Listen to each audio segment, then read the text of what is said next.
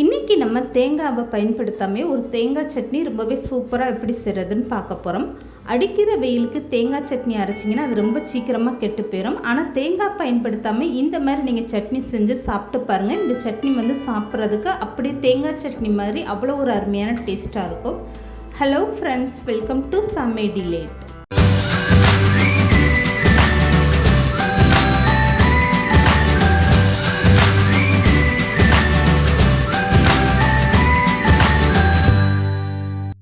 இப்போ தேங்காவே இல்லாமல் தேங்காய் சட்னி செய்கிறதுக்காக ஒரு அகலமான பாத்திரம் எடுத்துக்கோங்க. இதில் 1.5 ஸ்பூன் அளவுக்கு எண்ணெய் சேர்த்துக்கோங்க.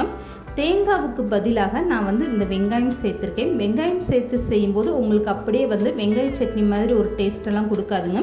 இது அப்படியே சாப்பிட்றதுக்கு தேங்காய் சட்னி சுவையில் அவ்வளோ ஒரு அருமையான டேஸ்ட்டாக இருக்கும். இப்போ 2 வெங்காயம் எடுத்துகிட்டு அதை கட் பண்ணிவிட்டு இந்த வெங்காயத்தை சேர்த்துட்டு நல்லா வதக்கி விடுங்க. வெங்காயம் இந்த மாதிரி கண்ணாடி பதம் வந்ததுமே ஸ்டவ் ஆஃப் பண்ணிடுங்க. ரொம்ப நேரம் நீங்கள் வெங்காயத்தை வதக்கக்கூடாது, அப்போ சட்னியோட கலர் மாறிடும்.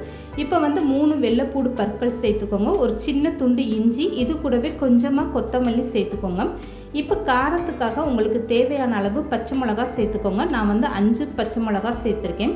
இப்போ இது கூடவே 4 ஸ்பூன் அளவுக்கு பொட்டுக்கடலை சேர்த்துக்கோங்க. இது எல்லாமே சேர்க்கும் போது நீங்கள் ஸ்டவ்வை ஆஃப் பண்ணிட்டு தான் சேர்க்கணும். வெங்காயம் மட்டும் நீங்கள் லேசாக இந்த மாதிரி கண்ணாடி பதம் வர வரைக்கும் வதக்கி எடுத்திங்கன்னா போதும்.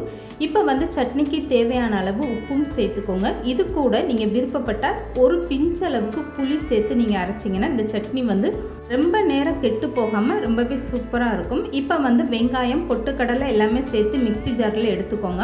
இந்த தேங்காய் சட்னிக்கு நீங்கள் வெங்காயம் மட்டும்தாங்க லேசாக வதக்கணும். மற்ற பொருட்கள் எல்லாமே அப்படியே நீங்கள் சேர்த்துக்கோங்க. இப்போ இந்த மிக்ஸி ஜாரில் தண்ணி ஊற்றி நல்லா அரைச்சி எடுத்துக்கோங்க.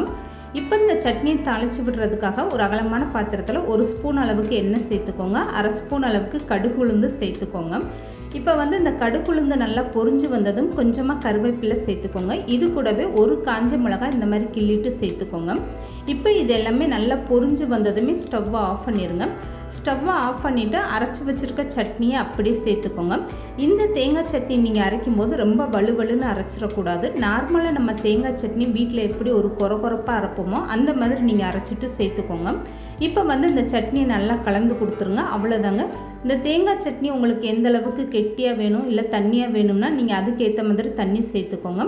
அருமையான டேஸ்ட்டில் தேங்காவே சேர்க்காம ஒரு சூப்பரான தேங்காய் சட்னி ரெடி ஆயிடுச்சு பாருங்கள். இப்போ இந்த சட்னியை பார்க்குறதுக்கு அப்படியே தேங்காய் சட்னி மாதிரி எவ்வளோ ஒரு சூப்பராக இருக்குது பாருங்கள். இந்த சட்னி சாப்பிட்றதுக்குமே தேங்காய் சட்னி சுவையில் அவ்வளோ ஒரு அருமையான டேஸ்ட்டாக இருக்கும்.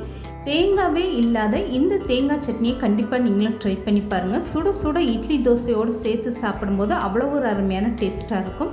இந்த வீடியோ பிடிச்சிருந்தா லைக் பண்ணுங்கள், ஷேர் பண்ணுங்கள். மறக்காமல் சமையல் டிலேட் சேனல் சப்ஸ்கிரைப் பண்ணுங்கள்.